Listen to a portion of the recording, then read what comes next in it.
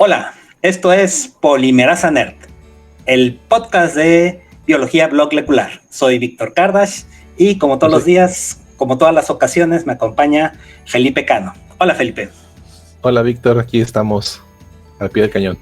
Aquí estamos. Bueno, siempre me gusta hacer este disclaimer al inicio para que no haya confusiones.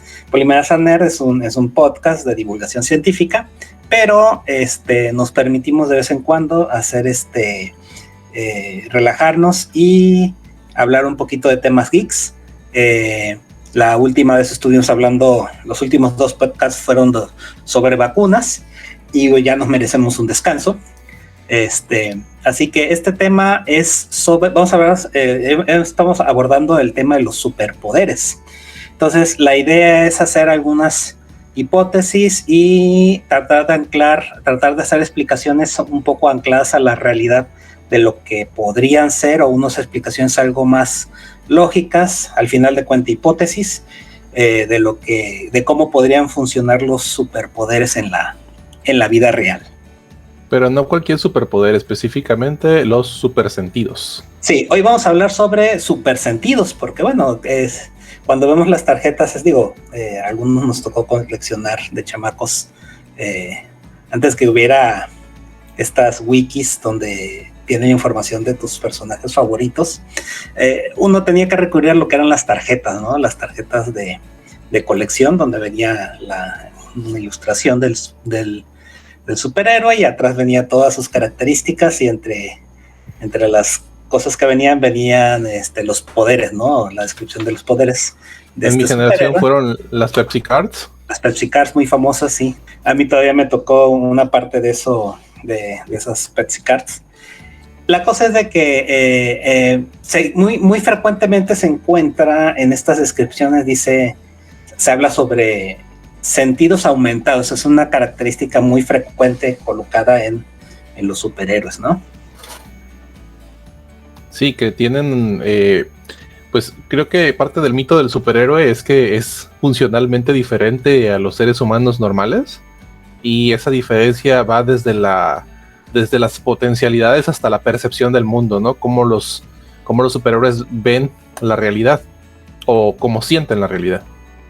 Sí, finalmente los superhéroes, que vienen también que son como un tipo de mitología moderna y que vienen son herederas de las mitologías antiguas, de estos dioses helénicos, por ejemplo, donde muchas de las cualidades o de las características que tenían estos super seres tienen que ver con cosas que se ven en la misma naturaleza, o el afán de tener alguna capacidad superior, ¿no? La última vez estuvimos hablando sobre superfuerza, y no lo mencionamos en aquella ocasión, pero pues ya desde la antigüedad se hablaba pues de gente súper fuerte, ¿no? Sansón, Hércules, Heracles, que es el mismo. Ajax,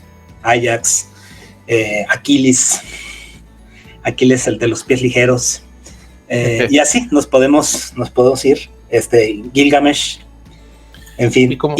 Sí. Como bien dices, la comparación de los sentidos humanos con los sentidos de los animales, ¿no? Estas frases muy arraigadas en el contexto popular: tener vista de halcón, tener oído, no sé contra qué comparan el oído, pero tener un muy buen oído, un olfato de sabueso. Uh-huh. Sí, entonces todo forma parte de estas supercapacidades, ¿no? O sea, no basta ser fuerte, se necesita todavía otros elementos que te hagan destacar, ¿no? Del resto. Si nada más eres súper fuerte, te pasa lo que a Mr. Increíble, que se la pasa destruyendo todo. Y bueno. Tienes que ser súper cauto. Súper cauto, exactamente. Muy bien, entonces, ya entrando ahora sí en materia, me parece que podríamos comenzar con, yo creo que es, y probablemente también porque es el sentido con el que más estamos vinculados, la mayoría de las personas, es el sentido de la vista, porque es a través de ese donde conocemos la gran parte de las cosas que asumimos conocer de nuestro entorno, de nuestro universo, ¿no? Entonces la vista es, y hasta cuando vemos, hasta cuando estudiamos anatomía, ¿no? El primer par craneal se lo dieron al nervio óptico, ¿no? Entonces de ahí digo, además de la posición que tiene en el tallo cerebral, pero fue el primerito nervio de los pares craneales que fue descrito, ¿no? En la anatomía.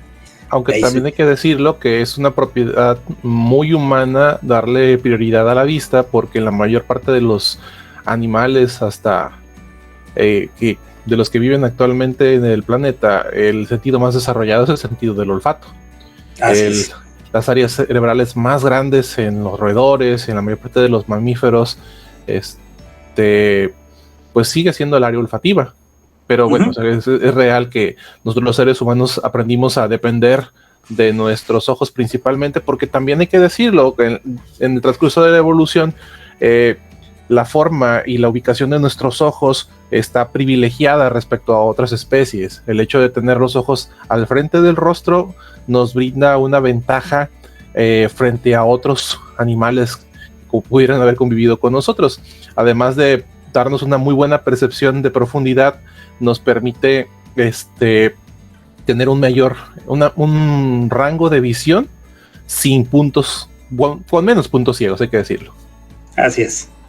Y bueno, entonces, entrando, decíamos, en materia, hablamos un poquito de lo que es la supervisión, ¿no? Digo, una forma muy, muy práctica de entrar en este tema sería hablar, por ejemplo,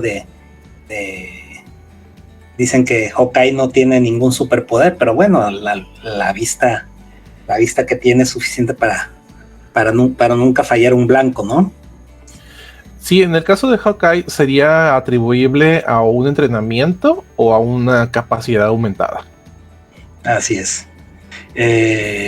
Donde, bueno, sabemos, pues, digo, el apodo de Hawkeye no es para menos. Precisamente todo lo que son las aves de rapiña tienen una visión superior a la de nosotros, de tal manera que como ellos vuelan a alturas muy, muy grandes, necesitan tener una vista que les permita centrar a sus presas desde grandes alturas, y es lo que sucede, ¿no?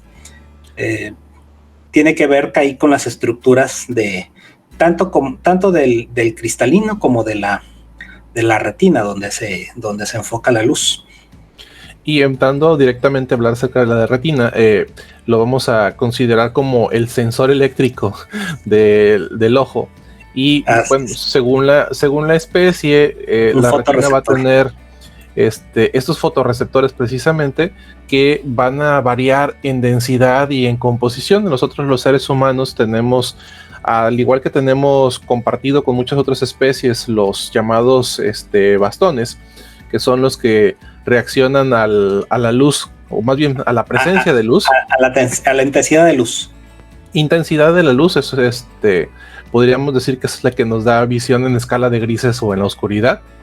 Y esa es la visión que tenemos compartida con la mayor parte de los animales. Los seres humanos tenemos unas estructuras llamados conos, que básicamente se dividen en 3 colores, que pues nuestro cerebro combina para darnos esta visión multicolor que tenemos. Hay por ahí el mito de que los perros solamente ven en blanco y negro, pero no es cierto. O sea, los perros pueden ver escalas de colores, pero esas escalas dependen de la proporción del tipo de conos que los perros tienen, y varía mucho dependiendo del tipo de animal. Así, por ejemplo, las abejas son capaces de percibir espectro en ultravioleta. En ultravioleta, exactamente, porque el tipo de receptores que tienen es diferente al de nosotros. Entonces podríamos pensar... precisamente es un tema importante, porque precisamente nosotros hemos denominado rango de luz visible al que precisamente nosotros podemos ver, ¿no? Exactamente. Pero no quiere decir que otras especies no vean más allá del violeta y más allá del rojo, ¿no? Así es, y creo que esta es una parte muy, muy especial para más o menos darnos una idea de por dónde podrá ir que haya personajes en la ficción que sean capaces de ver más de lo que un ser humano normalmente vería. Si decimos que las abejas pueden ver en ultravioleta, significa que tendrán algún tipo de estructura pues, especial. O sea, ¿qué hace que los superhéroes puedan ver más que las personas normales? Pues muy probablemente cómo está construida esta red de receptores. Sí, está como los monstruos de depredador, ¿no? El depredador ve en rangos de infrarrojo y por eso puede percibir la temperatura de los cuerpos, porque algo que deben saber ustedes es que todos los seres vivos, principalmente animales, despiden calor, despiden algún tipo de calor, y el calor, este calor no es visible dentro del rango de luz visible, pero sí es posible verlo a través de lo que son los, como son de ¿sí? son de baja frecuencia, se ven en el infrarrojo. A mí siempre me quedó la duda, ¿el depredador podía hacerlo con sus ojos o era con algún dispositivo de la máscara? Fíjate que, bueno, esa duda se ve desde la primera. Tiene el depredador solo tiene sin equipo, tiene muy mala vista. De hecho, no sé cómo llegó a ser un depredador con tan mala vista, porque realmente solo ve sombras rojas, es lo que ve, que son sombras probablemente sí del infrarrojo, pero se ve muy mal a la vista cuando se quita el casco, cuando pelea con Arnie la primera ocasión. Y seguramente el casco lo que hace es aumentar esas capacidades.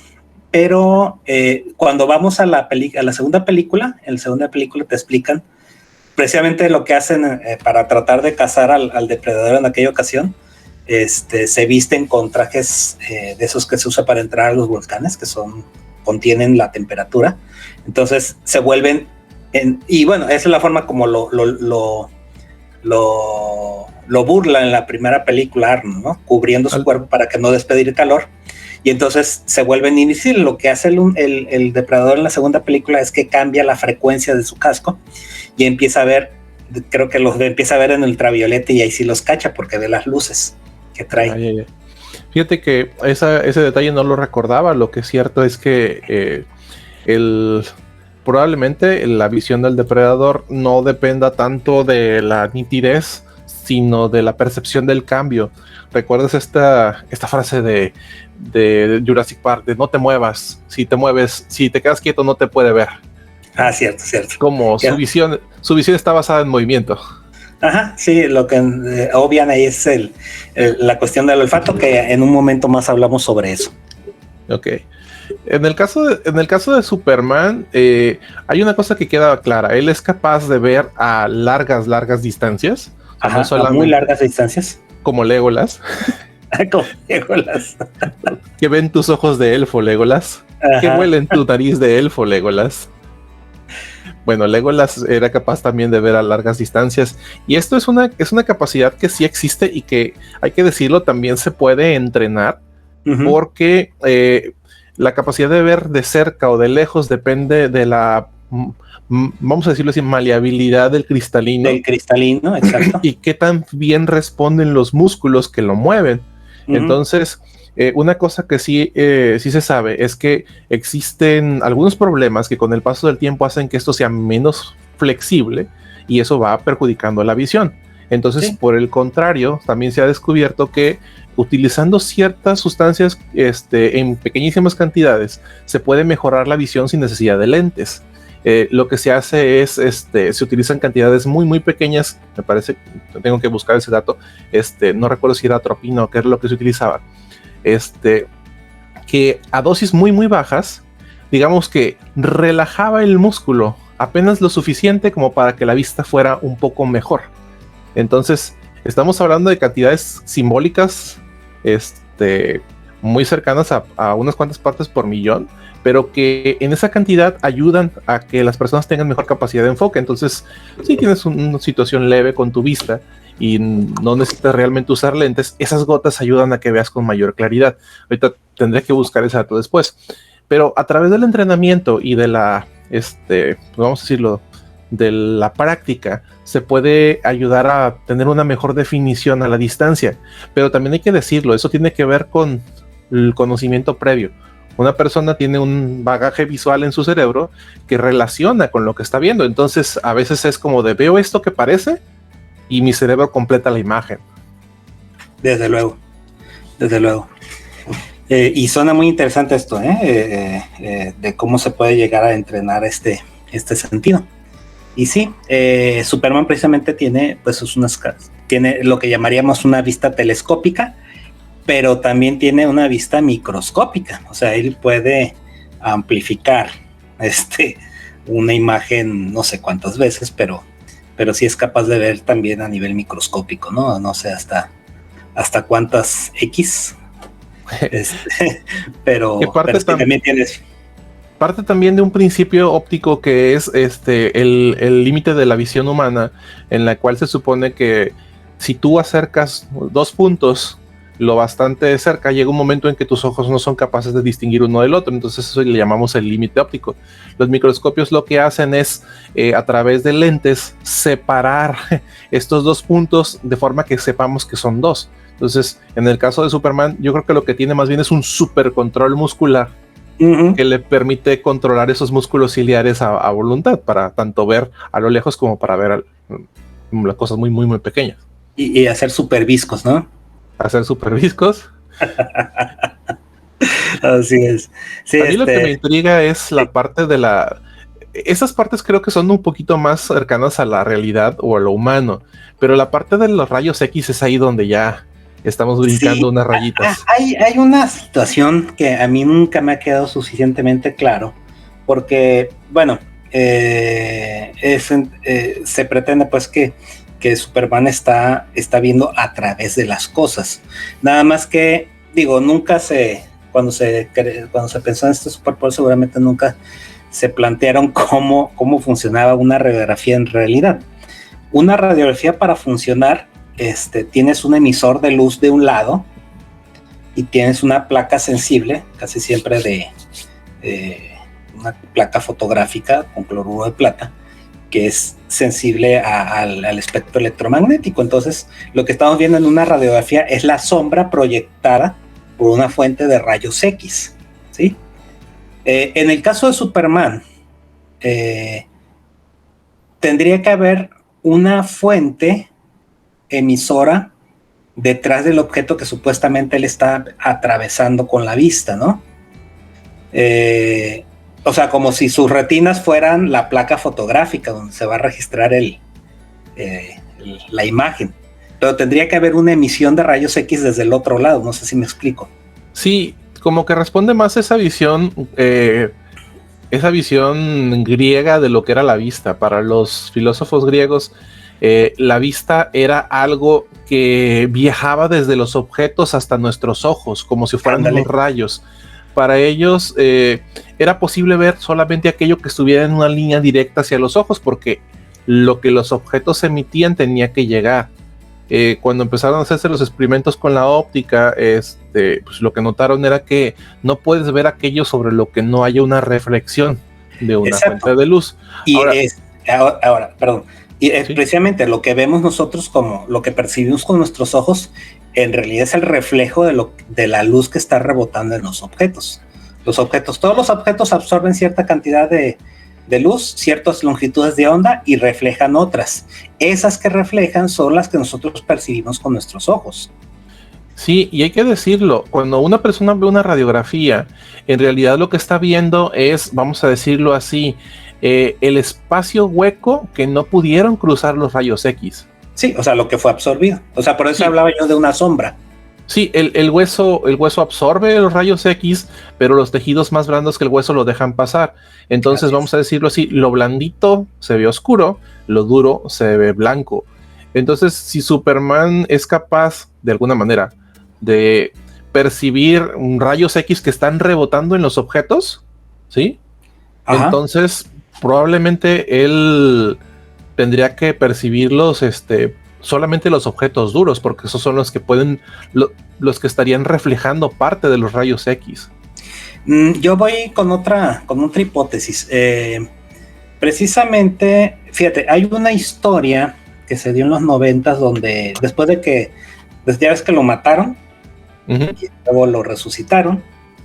Después de que lo resucitan, tiene una crisis de poderes porque su cuerpo se sale de control, algo así, y empieza a, o sea, como lo estuvieron bombardeando con luz solar, me parece que es la explicación que le dan, su cuerpo absorbe demasiada luz, lo que comentábamos la otra vez también, sobre la absorción de la luz.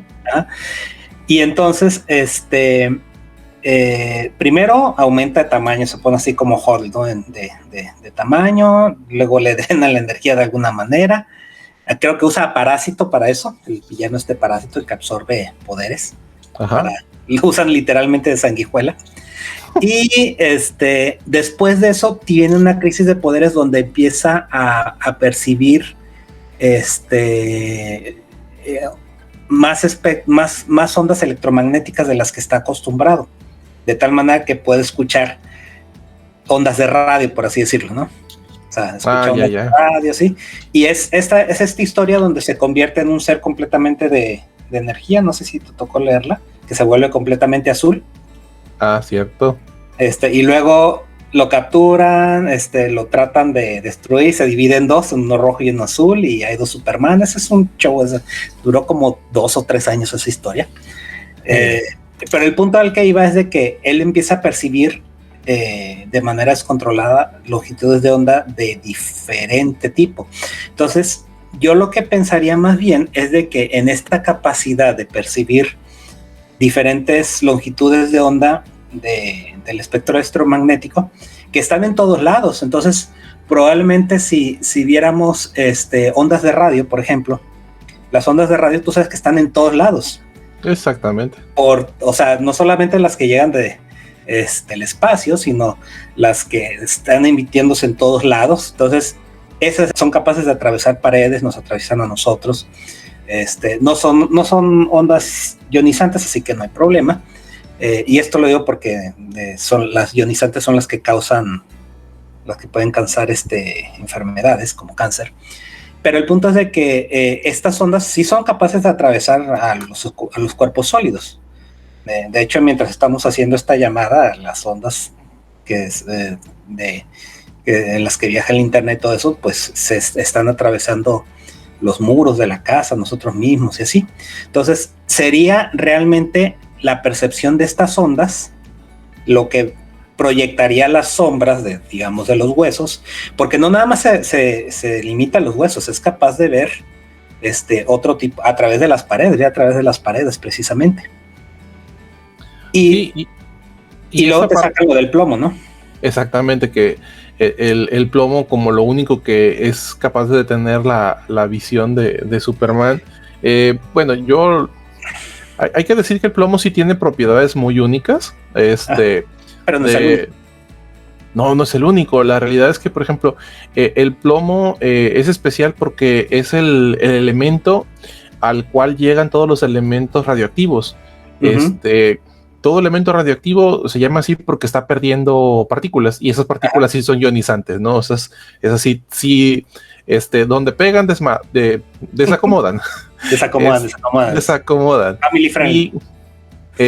Y en el caso del plomo, pues el plomo, digamos que llegó a su límite máximo de lo que puede emitir y ya no emite nada más. Entonces es posible que bajo esta hipótesis de que Superman puede ver parte del espectro radioeléctrico, entonces podría ser que, como el plomo es incapaz de emitir algún tipo de onda, pues entonces Superman no pueda ver a través de ello. Aún así, absorbe a estas ondas también. Sí, hay muchos líneas ahí que cerrar. Hay muchos cabos sueltos en esa hipótesis, pero lo cierto es que sí, hay que mencionarlo. Tendría que ver con una capacidad sensorialmente distinta. O sea, no sería un ojo como el ojo humano o como de alguna especie que conozcamos. A lo mejor también es un ojo con la capacidad de percibir este tipo de tendría que ser otro tipo de fotorreceptor, ¿no?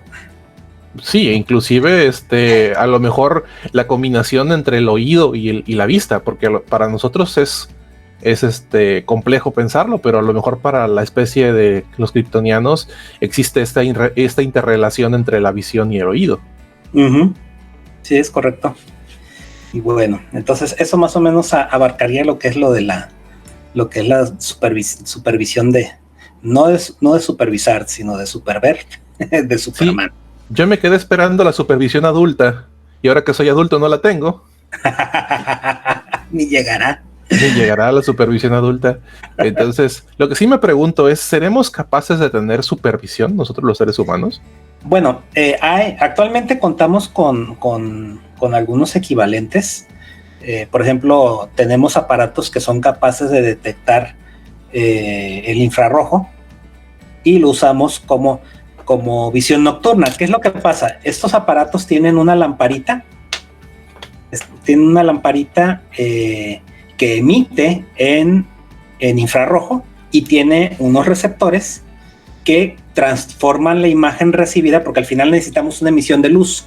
Exactamente. ¿Sí? Que rebote sobre los objetos.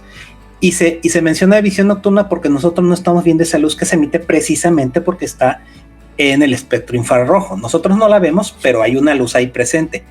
Y los receptores que están aquí en los visores se encargan de traducirnos la imagen en una imagen de luz y sombras que se ve en color verde, ¿no? Uh-huh. Bueno, blanco y negro o verde, dependiendo de qué película hayas visto. De película y de la marca. Y de la marca, exactamente. Pero funciona básicamente así. Sí, esta luz que emiten, que por cierto, los controles remotos funcionan basados en esa tecnología y uh-huh.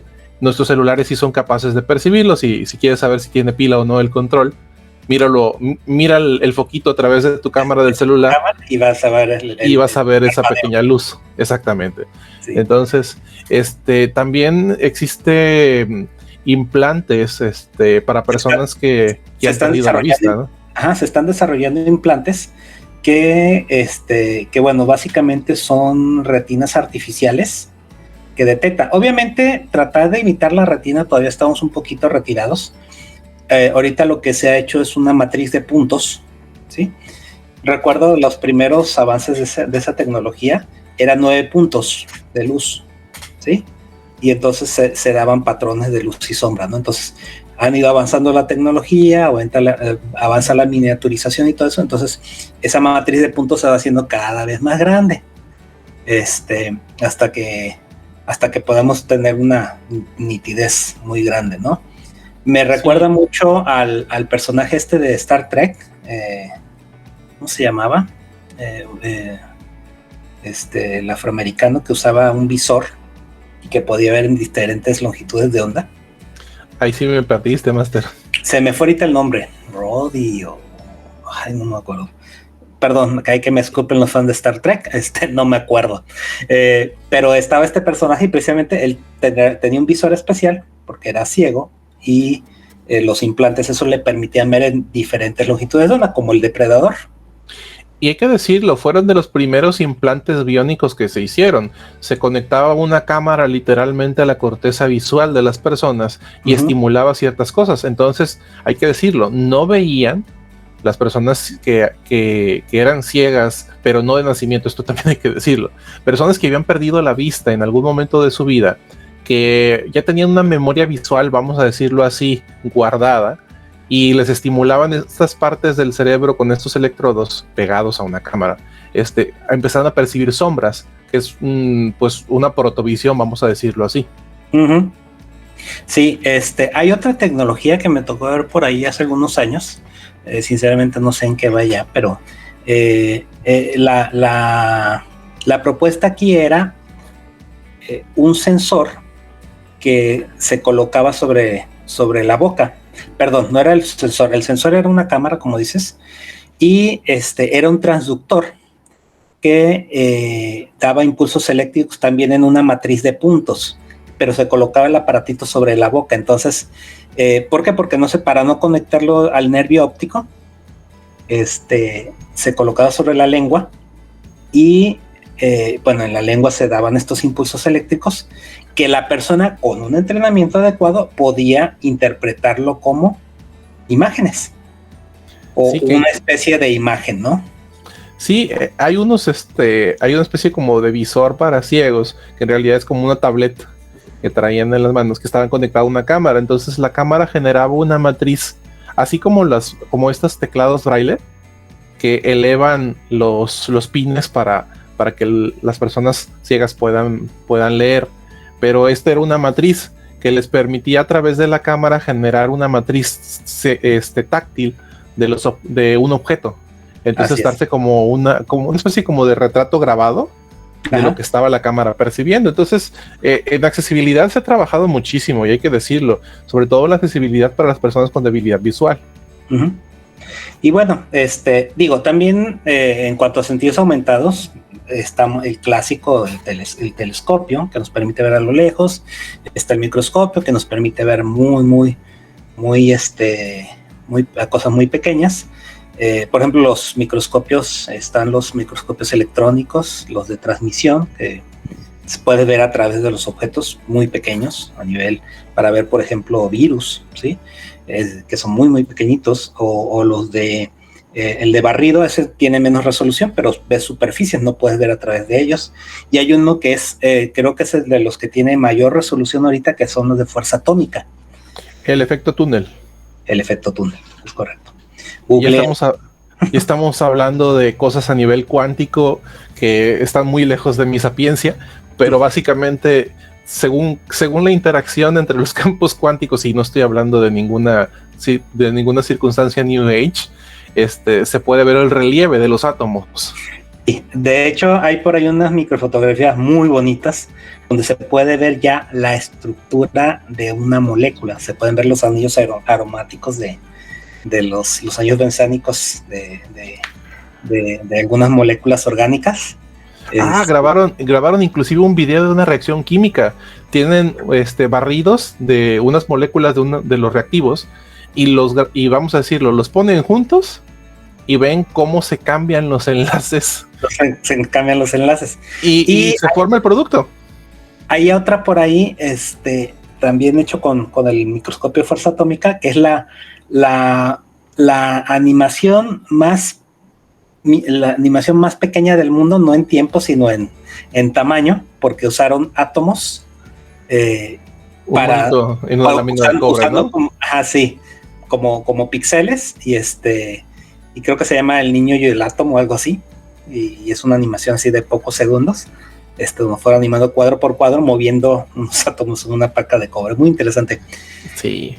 Y a gran escala, bueno, tenemos los radiotelescopios que nos permiten ver, bueno, nos podríamos pasar a lo que son los telescopios estos en órbita, que nos permiten ver con alta resolución, sin distorsión de la atmósfera, pero digo, ya dentro de los telescopios, pero están también los radiotelescopios, que precisamente nos permiten ver en otras longitudes de onda, y que dicho sea de paso, digo, fue un descubrimiento de Newton, lo de los patrones que se podían ver a través de la descomposición del espectro visible mediante prismas, que había patrones de líneas que se podían relacionar con elementos químicos, y es así como con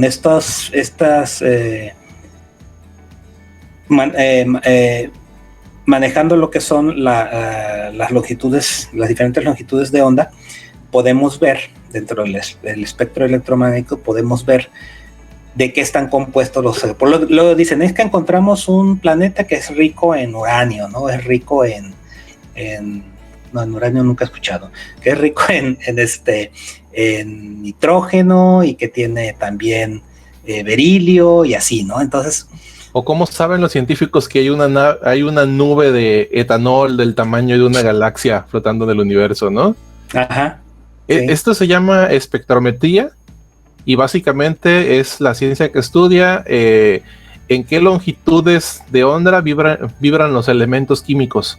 Entonces, en función a las frecuencias que se reciben, se puede como intuir, ¿no? Si son 2 partes de hidrógeno y 1 parte de oxígeno, pues pudiera ser agua. Uh-huh. En tu carota, Superman. También podemos ver en otras longitudes de onda. Exactamente, con ayuda de la tecnología. Así es. Muy bien. Bueno, yo creo que podemos pasar a otro supersentido. Y este sería el sentido del audio, dijimos, ¿verdad? El oído, exactamente, la audición. El audio, porque dije el audio. El superoído. Bien. El superoído. Bueno, hay que recordar que el sentido. ¿Cómo funciona el oído? Sí, el sentido del oído básicamente es que tenemos órganos especiales que son capaces de, vamos a decirlo así, transformar las vibraciones de un medio físico en un impulso eléctrico. Tenemos una oreja por la parte más externa de lo que es el oído externo, probablemente. Y la oreja funciona como un cono de fonógrafo. Si ustedes recuerdan esos conos de fonógrafo o el dibujito de una bocina, el cono tiene una función, que de un espacio grande las ondas entren a un espacio más chiquito, que es el canal auditivo. El canal auditivo va a conectar con una membrana, que es el tímpano. Entonces, esta membranita va a recibir estas ondas de presión que viajan a través del aire, que son precisamente valles y crestas que van empujando el aire a una cierta frecuencia, pega contra el tímpano, y este tímpano va a hacer vibrar unos huesecillos. Esos huesecillos van a hacer vibrar una pequeñísima ventanita en un órgano lleno de líquido, que es propiamente el oído interno, y ese movimiento, que va a ser como amplificado por los huesecillos, va a mover líquido en el interior de nuestro oído. Ese líquido, esas oleadas de líquido de la endolinfa, así se le llama, van a mover unos bracitos, que son los receptores propiamente del oído. Y qué tanto se doblan estos bracitos va a depender de la intensidad del sonido. Es como un movimiento de marea, ¿no? En ese espacio ese movimiento de marea, vamos a decirlo así, no todos los brazos son iguales. Hay brazos que son sensibles a un movimiento en una determinada frecuencia, hay otros bracitos o receptores a otras tantas frecuencias. Entonces, por eso el oído de cada especie es muy distinto en la capacidad auditiva. Para que quede un poquito más claro, ahorita que estuvimos hablando de la visión, el espectro electromagnético, que es el responsable de la visión, puede viajar en el vacío, ¿sí? No necesita de un medio el medio físico lo puede distorsionar, pero no lo necesita para movilizarse. La luz no necesita medios para trasladarse. En cambio, el sonido sí. El sonido se tiene que mover a través de un cuerpo físico, es decir, a través del aire, por ejemplo, a través del agua. Por eso, por ejemplo, cuando nos sumergimos dentro del agua, curiosamente escuchamos las cosas más nítidas que si estamos afuera, ¿no? En el aire. Inclusive podemos escuchar sonidos que se encuentran mucho, mucho más lejos. Así es. Y entonces, así es como se traduciría la audición es este funcionamiento, transformar estas ondas en impulsos que van a ir al cerebro. Si habíamos pensado que Superman tenía la capacidad de tener un muy buen control muscular, y de alguna manera es capaz como de tensar esos músculos, porque al final de cuentas sí hay estructuras que mantienen a los huesecillos en su lugar, la cóclea que tiene una composición y todo.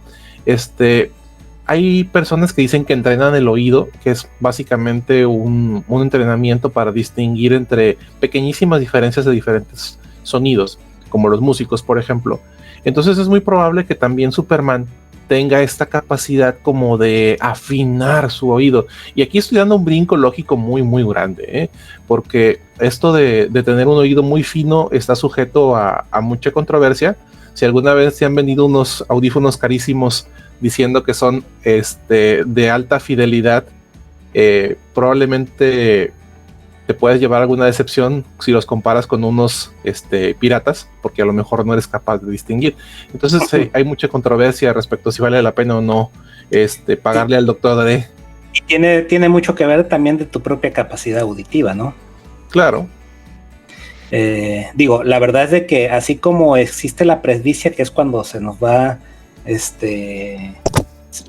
volviendo rigiendo el cristalino, entonces ya no podemos enfocar bien a distancias cortas. Así también existe algo que es la presbiacusia, que es cuando vamos perdiendo la capacidad de escuchar frecuencias. Entonces, ¿por qué? Porque también los huesecillos se van haciendo menos flexibles y eso hace que empecemos nuestro rango de audición se va disminuyendo. Conforme pasan los años vamos perdiendo capacidad de escuchar ciertas frecuencias, sobre todo de muy alta frecuencia o de muy baja frecuencia, se nos va cerrando nuestro espectro de audición. Y también eso, hay que decirlo, no es solamente en las personas, vamos a decirlo así, las personas ancianas. Hay un cambio en la percepción de los sonidos dependiendo de la edad. Se sabe, por ejemplo, que las personas de menos de 20 años son más sensibles a frecuencias, vamos a decirlo, más bajas. Quizás sea algo evolutivo para identificar posibles peligros, no lo sé, pero conforme vamos envejeciendo, y no solamente porque se haga menos flexible, somos capaces de, más bien, dejamos de escuchar unas frecuencias y empezamos a escuchar más otras. Hay unos dispositivos que se les llama broma para viejos, que emite una frecuencia que los jóvenes no escuchan, pero que las personas de arriba de los 30 sí, por estas adaptaciones que se van dando con los años. Entonces, digamos que es una forma muy gacha de molestar a las personas de arriba de 30 años, porque pues los jóvenes no se dan cuenta, y es como cuando soplas un silbato para perros, ¿no? A eso iba, ese ejemplo iba, para que quede más claro, es como cuando se usan estos dispositivos para entrenar a los canes, donde son en frecuencias más altas de las que estamos acostumbrados a escuchar, y entonces nosotros no escuchamos, pero los perros y Superman sí. Y Superman. Palabras del ex Luthor. Sí, el caso del oído, bueno, con Superman sí se volaron la barda, porque en algunas ocasiones dicen que Superman puede escuchar cosas del espacio, y pues ya establecimos que en el espacio no hay, es un espacio vacío realmente, entonces no hay forma en la que viaje el sonido. Otras ondas del espectro radioeléctrico sí, pero el sonido no. Entonces, bueno, si le haces caso a Star Wars, que puedes escuchar explosiones en el espacio, pues ahí sí tiene un poquito más de coherencia con Superman. Sin embargo, en este universo, en esta Tierra, muy aburrido, si no podría funcionar de esa manera. Sin embargo, todo lo que emita un tipo de vibración lo podría escuchar Superman. Así es.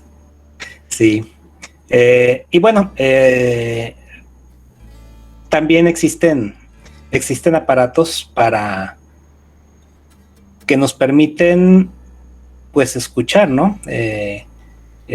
Amplificar los sonidos, ¿sí? Desde el estetoscopio que usa el médico hasta pues los implantes cocleares que se utilizan para las personas sordas o que han perdido su capacidad auditiva, que se conecta directamente al nervio auditivo. Sí, y en el caso del estetoscopio, hay que decirle, el funcionamiento es muy, muy sencillo.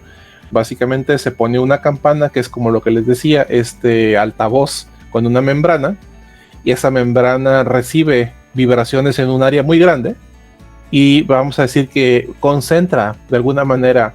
Busquen un video en YouTube, la verdad es que es impresionante cómo funcionan esta forma cónica para tanto amplificar como para concentrar el sonido. Y de forma visual es muy padre. Lo que hacen estos dispositivos como el estetoscopio es empujar una columna de aire, por eso los estetoscopios son huecos, tienen una manguerita flexible y se conectan a una parte rígida, que es la que el doctor se pone en los oídos. Esa parte rígida es incapaz de, vamos a decirlo, de doblarse, pero sí transmite muy bien el sonido que recibió a través de las ondas de aire. Entonces eso permite que el doctor pueda escuchar sonidos con mayor nitidez sin necesidad de pegarle la oreja al paciente, que Jenner al final de cuentas era una de las cosas que no quería hacer, ¿sí? Pegarle la oreja a las pacientes. Sí, y bueno, también existe esta tecnología que está un poco relacionada con la manipulación del sonido, que es la cancelación del ruido. Digo, así como se puede escuchar más, también se puede escuchar menos. Por ejemplo, cuando los cantantes, cuando graban en un estudio, pues los estudios están diseñados precisamente para evitar ecos, para que las ondas de sonido se absorban y solamente se registre lo que sale de la voz del intérprete, ¿no? De modo que hay unas salas anecoicas, se les dice, que están hechas de puros piquitos, que son capaces de absorber casi prácticamente todas las ondas de sonido que se produzcan. Muy interesante esas cámaras donde pues, se usan para probar algunos productos, ¿no? Que son, a final de cuentas, bueno, hay que hacer la separación. Una cosa es la insonorización o generar un espacio anecoico. Anecoico significa que no genera eco, es decir, una superficie lisa va a reflejar parte de las ondas sonoras y eso es un eco. Si tú le pones algo esponjoso que tenga aire contenida, pues entonces menos cantidad de esas ondas van a poder rebotar. Por eso en muchos lugares improvisan con estos cuadritos de foamy que se ponen en los pisos de los gimnasios. Es una buena forma. Los cascarones de huevo es una forma de poner una barrera física que evita que el aire, el medio físico regrese las ondas, ¿no? Tengas un eco. Insonorizar significa aislar.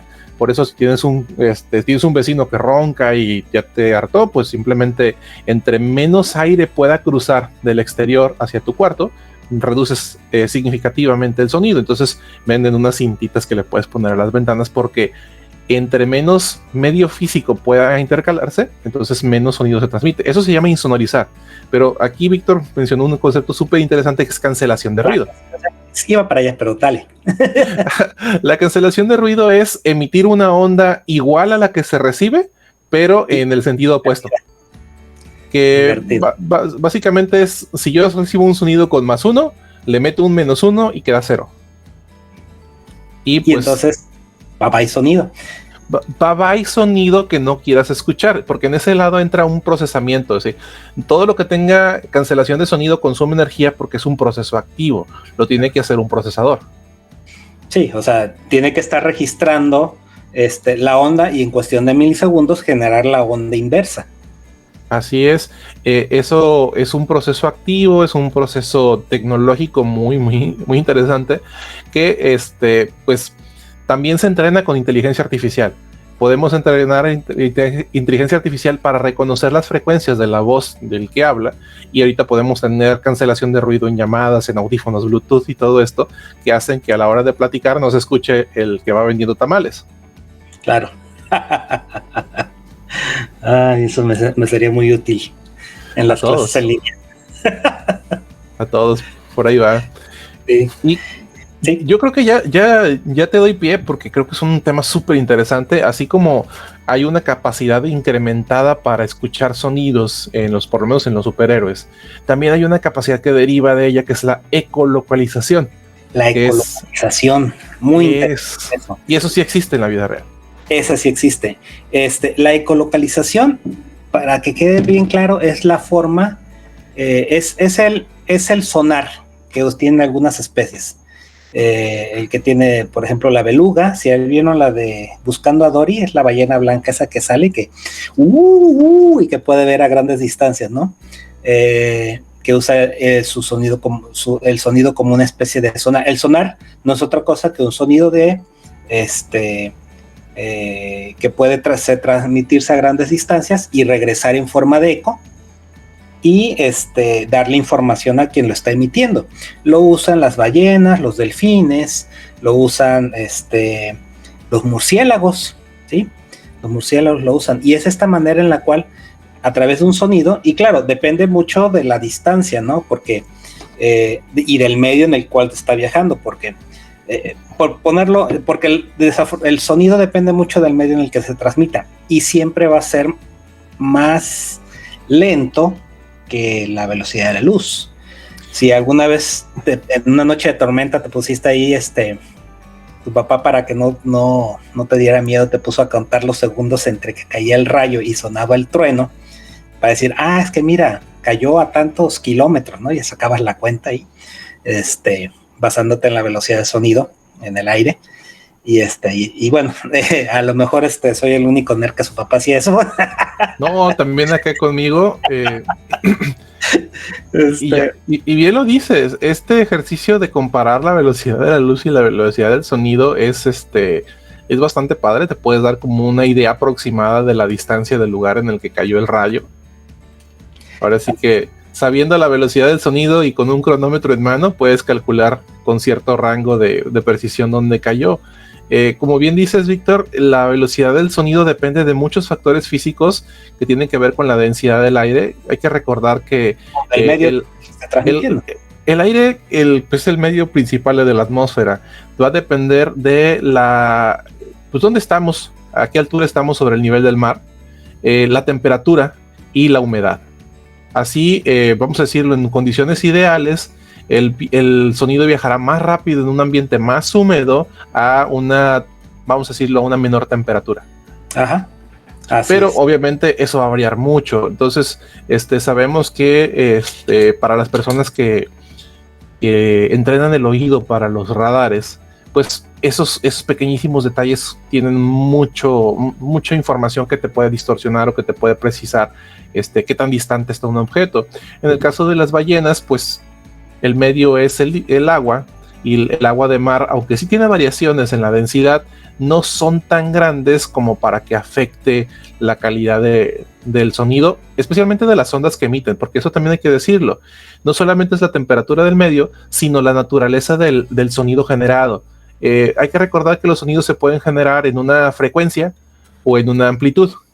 Así es. Entonces, el chillido del murciélago es muy diferente al cantar de una ballena. Claro, además son medios diferentes. El de la ballena se va a transmitir en el agua y va a alcanzar distancias mucho más grandes. En el caso del murciélago, bueno, también a diferencia de eso, es en el aire, y las distancias que tiene que recorrer pues, también son más cortas también. Y por cierto, no tiene nada que ver con ecolocalización, pero es una tarea para nuestros oyentes. Busquen por qué el aullido de un lobo llega mucho más lejos, aunque está a la misma intensidad que otros sonidos del bosque. Yo estaría también para mí, porque no me lo sé. Bueno, entonces, y bueno, estamos hablando de superpoderes, entonces, ¿qué superpoderoso tiene este superpoder de la ecolocalización? Y la respuesta es bien sencilla, es Daredevil. 3 veces que yo recuerde, 3 veces que ha sido llevado a la pantalla. El primero fue con el juicio del increíble Hulk. En esta serie donde salía Bill Bixby y Lou Ferrigno, ahí salió Mark Murdock como abogado de David Banner. Y la siguiente fue la película de Ben Affleck, y la última es esta serie que salió en Netflix. Pero creo que a pesar de lo mala que fue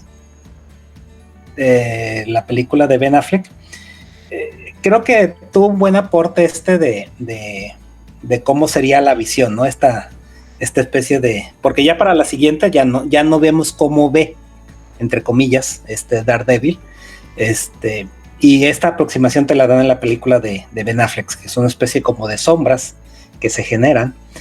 Curiosamente, también se ven brillitos, como si fueran luz. En la escena esta donde ve con las gotas de agua, el rompimiento de las gotas sobre la piel, cada gotita da una imagen como si fuera un pixel, y ve una imagen muy muy detallada. Ya es una exageración, pero funciona bajo el mismo principio, ¿no? Sí, que al final de cuentas es cómo rebota el sonido en superficies irregulares. La La acústica es una rama de la arquitectura que busca precisamente cómo generar espacios en los cuales el sonido rebote más o rebote menos. Existen unos teatros al aire libre súper interesantes porque por la forma en la que tenían la altura de las escaleras y la distribución general, una persona en la primera y en la última fila escuchaba igual al actor. Entonces sí hay un principio físico por el cual la ecualización funciona, porque el sonido rebota de forma diferente dependiendo de la dureza del material en el que choca y también dependiendo de la geometría.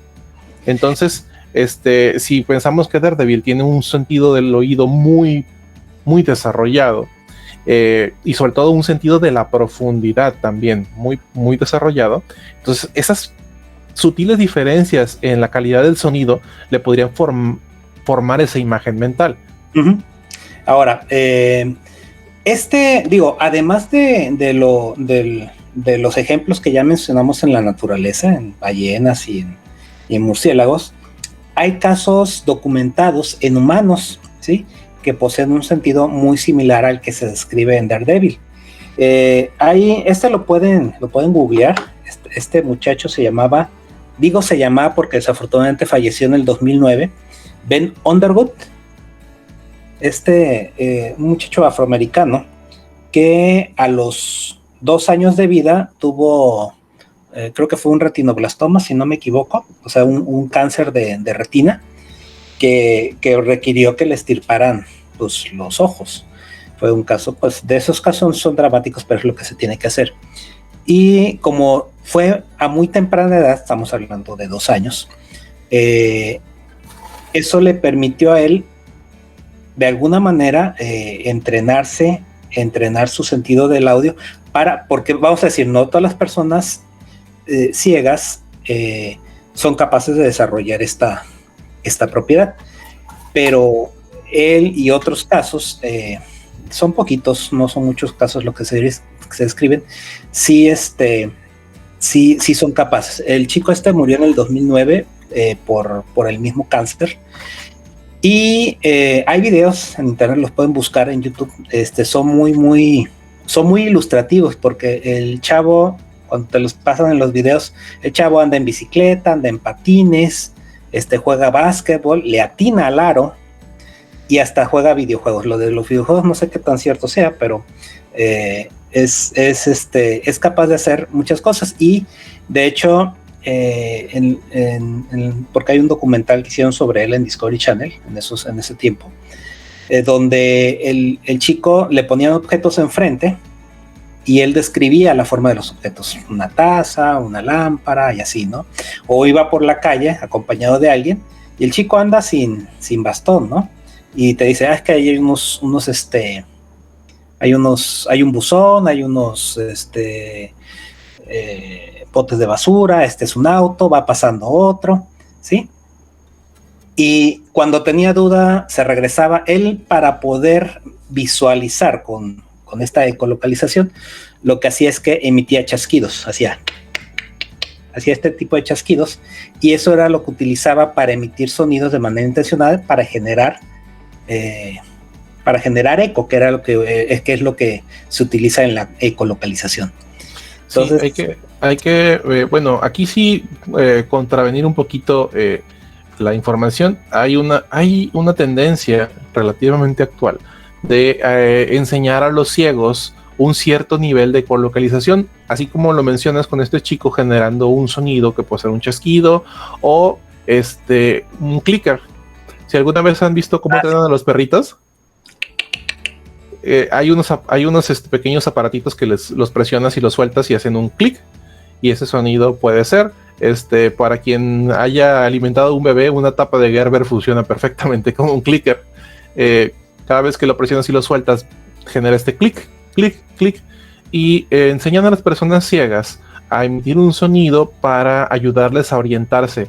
No es una ecolocalización muy precisa, pero sí les permite digamos que reaccionar a objetos relativamente grandes o a peligros físicos notorios, por ejemplo, como al momento de cruzar una calle. No solamente es escuchar si vienen o no carros, sino si hay un objeto en el camino como una maceta, como alguien que dejó estacionada una bicicleta, y lo logran a partir de un entrenamiento con estos chasquidos. Hay que decirlo que no es necesario estar ciego para lograrlo, ¿sí? Ah, claro. Se puede entrenar el oído, porque al igual que los murciélagos, y también hay que decirlo, murciélagos, belugas, ballenas, tienen la característica de tener los oídos separados a los costados del cuerpo. Y eso permite que no solamente se registre el eco que llega, sino que haya diferencias entre cómo lo percibe el oído izquierdo y el oído derecho. Esas pequeñísimas diferencias ayudan a no solamente saber si hay algo o no, sino qué tan distante está, porque generan un sentido de profundidad. Esa parte importante de la ecolocalización. Entonces, un día lo pueden ustedes probar, aplaudan en una habitación mientras tienen los ojos cerrados y verán como si ustedes rotan su cuerpo y aplauden, van a recibir diferentes sonidos. Y de esa manera te puedes dar una idea de la profundidad, a la distancia a la que estás de una pared. Es un ejercicio bastante interesante, yo sí lo he hecho por pura diversión. Así es. Y sí, y se ocupa entrenamiento, como dices, se ocupa entrenamiento. Lo curioso del caso de Ben Underwood es que, bueno, él aparentemente no recibió ningún tipo de entrenamiento, fue algo innato. Y desde luego, pues sí tenía una capacidad superior a la del promedio, ¿no? Vale decir eso. O sea, aún con entrenamiento no se puede alcanzar siempre este tipo de...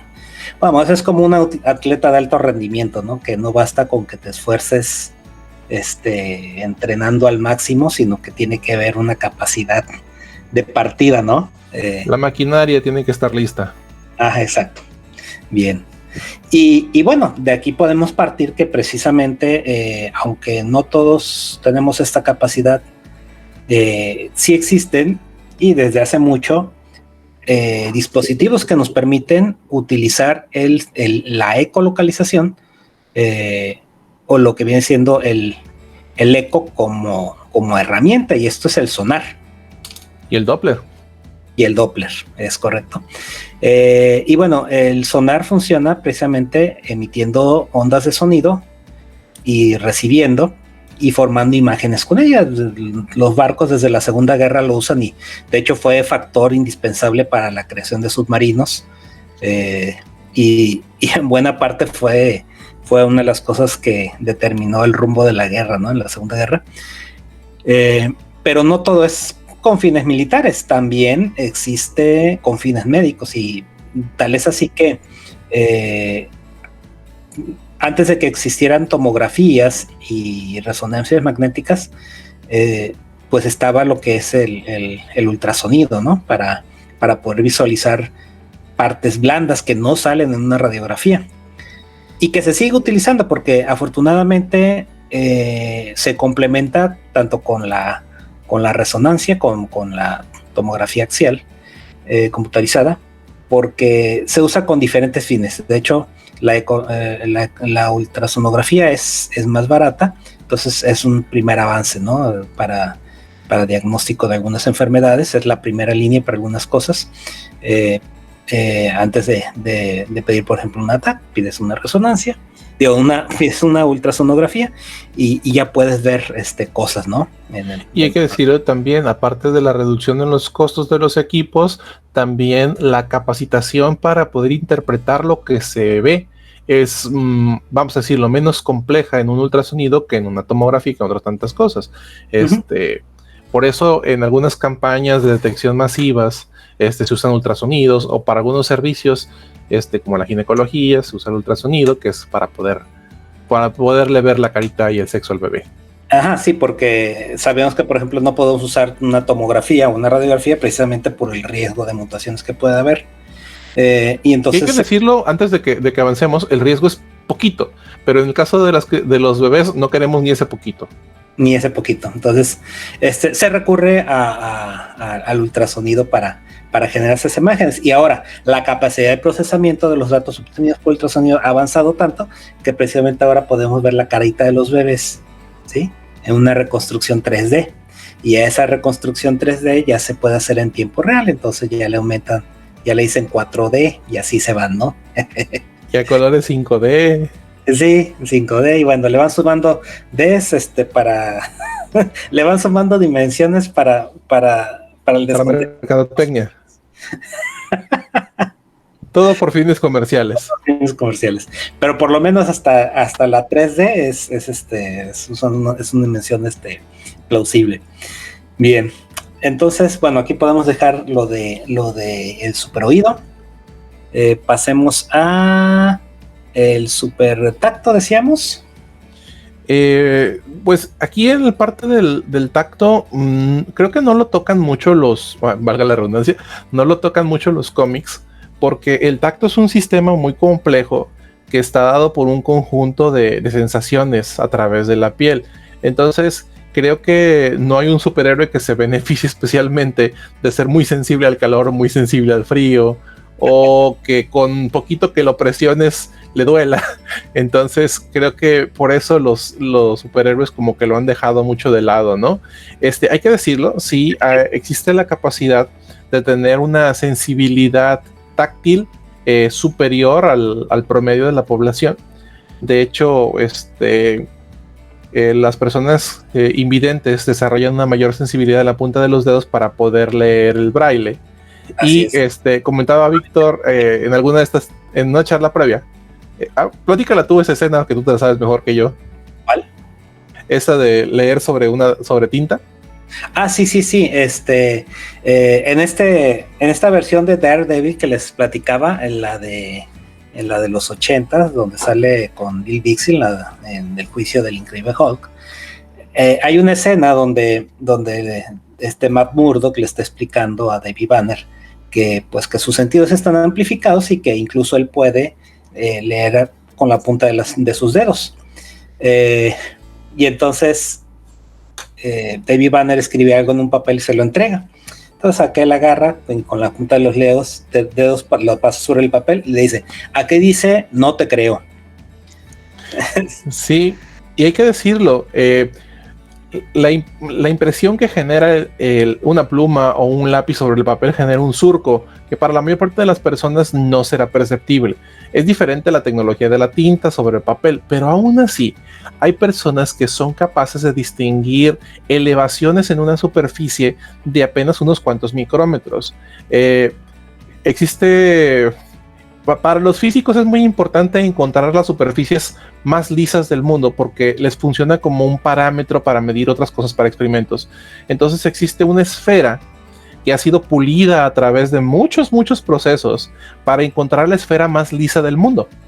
Esta esfera tiene unas propiedades específicas porque quiere saber cómo refleja la luz, cómo refleja el sonido, y curiosamente, como no hay un aparato específico para ver estos brinquitos que tenga la esfera, utilizan personas entrenadas en sentirla con sus dedos, y ellos son lo que dicen: aquí está rasposito, aquí está más, aquí brinca. Y al momento que lo comprueban en el microscopio se dan cuenta de que efectivamente en las zonas indicadas existen estos pequeños brincos que no fueron pulidos. Entonces esta es una sensibilidad muy desarrollada a esas pequeñas variaciones. Entonces esto que hacen como una exageración en la película sí es posible, ¿sí? Porque existen estas personas capaces de tener esa sensibilidad, pero la verdad es que no hay mucha investigación al respecto, por lo menos no hasta donde yo encontré, hay que decirlo. Sin embargo, puede ser la base para un desarrollo tecnológico que se le llama tecnología áptica, con H, sí, la que áptica es literalmente generar tecnología que pueda estimular el sentido del tacto. Por ejemplo, un botón de un teclado que cuando lo presionas sientas algo en tu dedo, ¿sí? Como la forma de la letra o frío o calor, lo que sea.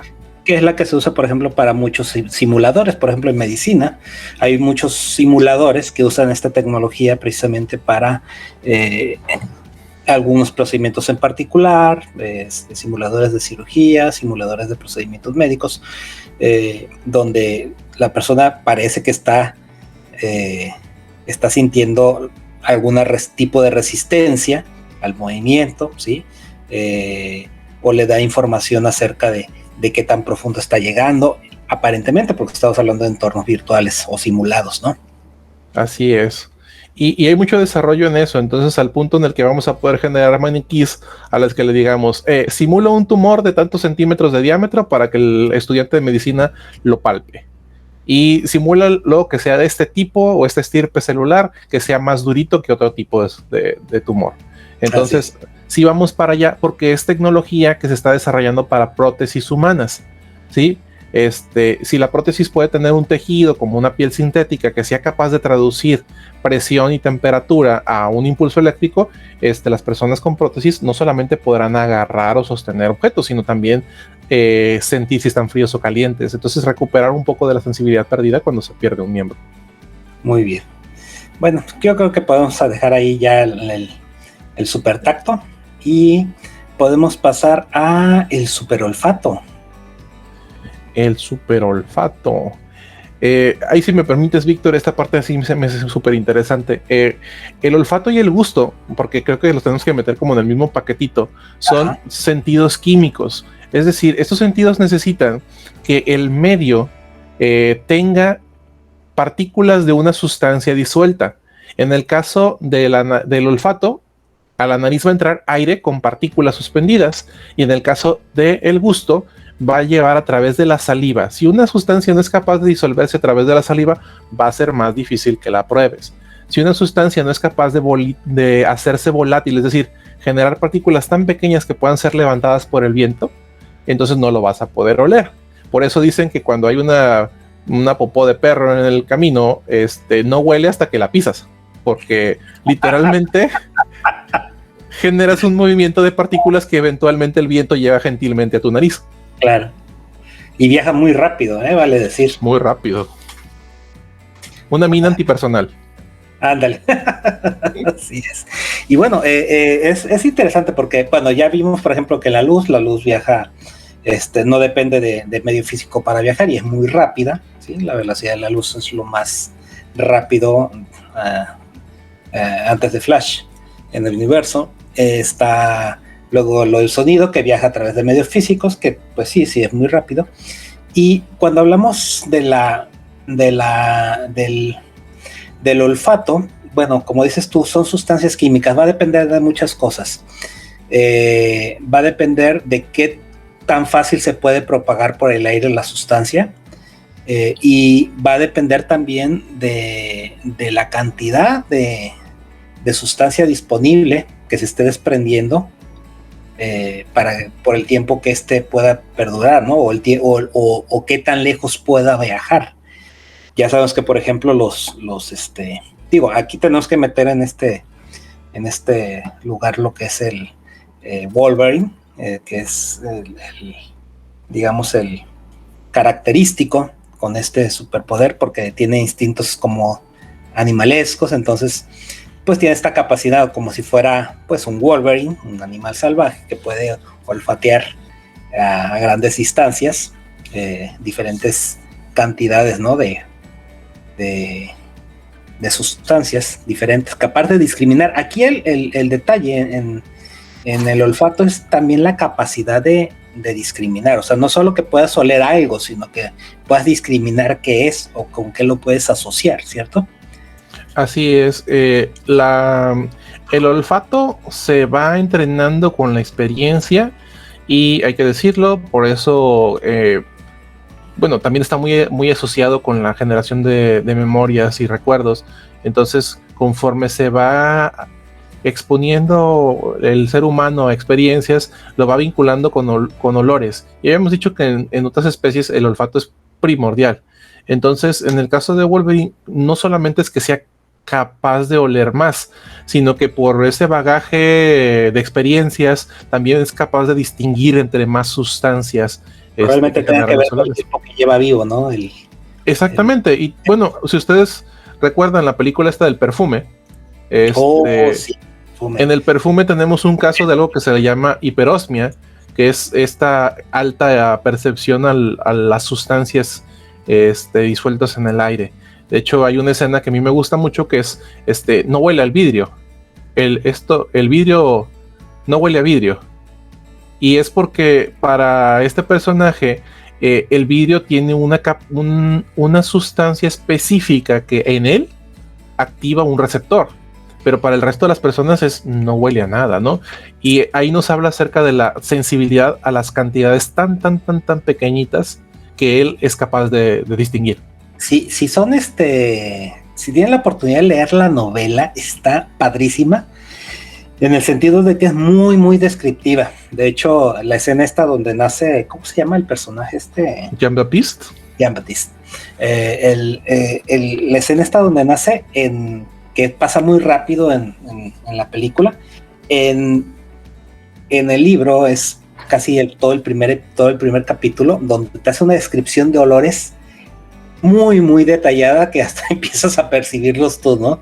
La verdad es que es algo, no, digo, es fascinante y a la vez un poco desagradable porque te describe esta escena en el mercado con todos los olores de los pescados a medio podrir, los orines de las calles, o sea, hay muchas cosas que la forma en que se narra es muy interesante. Y esta evocación que se hace tiene que ver con lo que decía Felipe hace rato, de cómo lo vamos vinculando probablemente alguien que lee El Perfume a una edad joven, ¿sí? Hablando de los 15 años, probablemente no lo aprecie tanto como alguien de 40 años, o sea, o si alguien lo lee y lo vuelve a leer años después, probablemente las sensaciones van a ser diferentes precisamente por la evocación que se hace.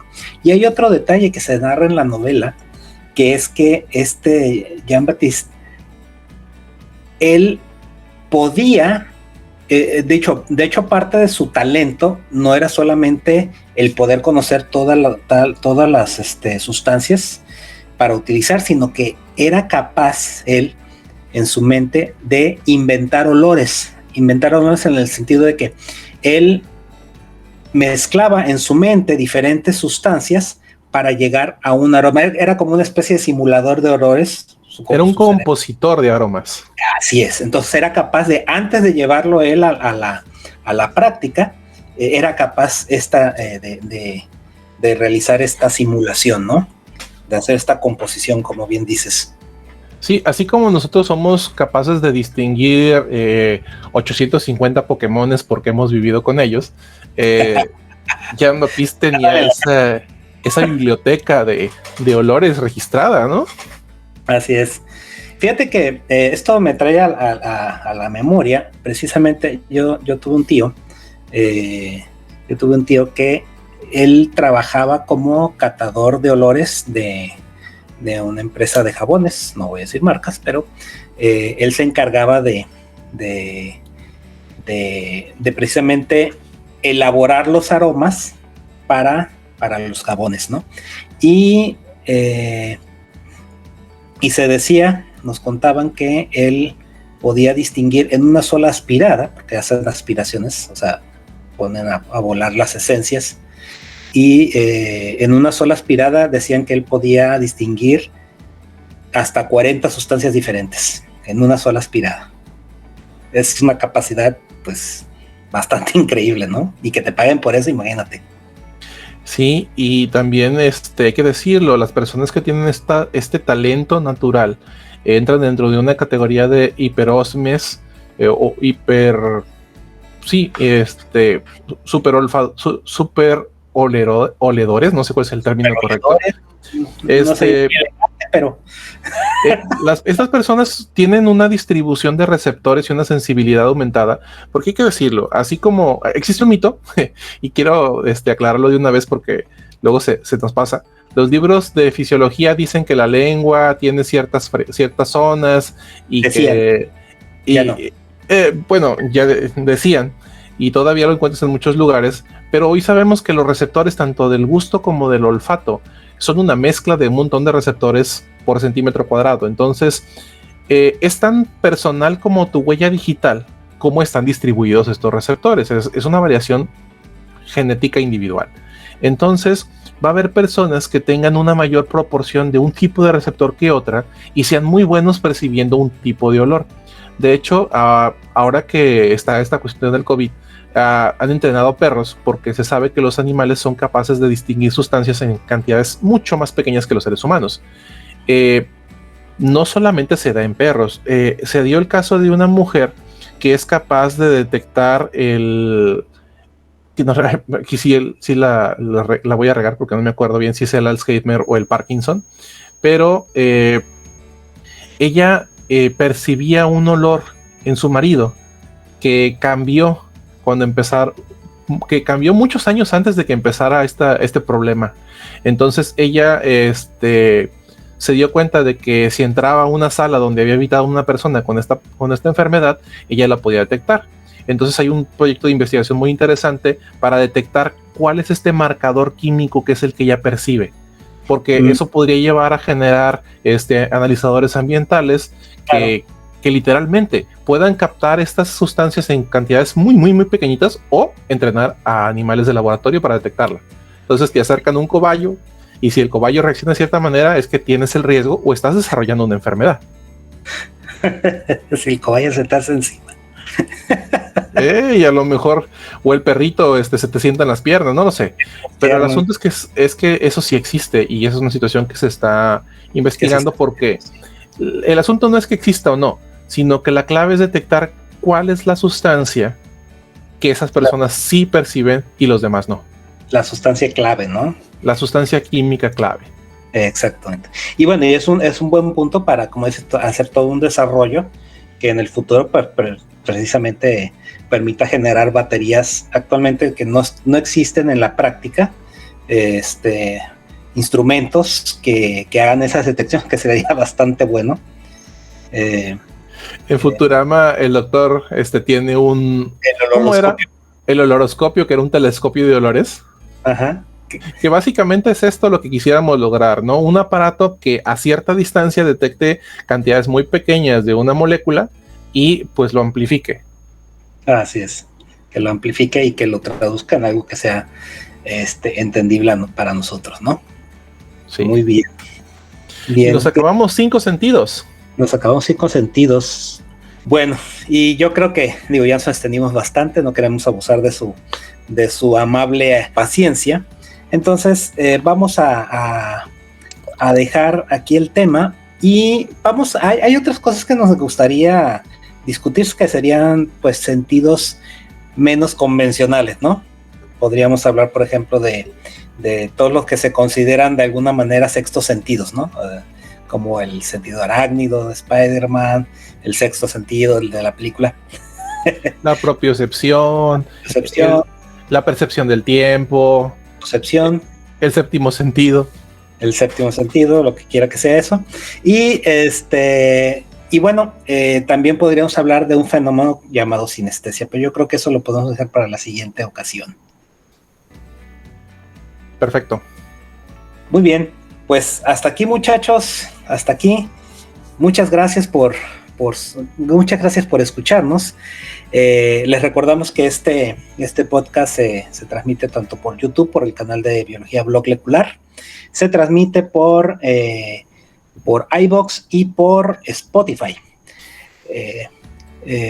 No se olviden seguirnos por nuestras redes sociales, están en la descripción de los audios y del video, y en la misma carilla del episodio.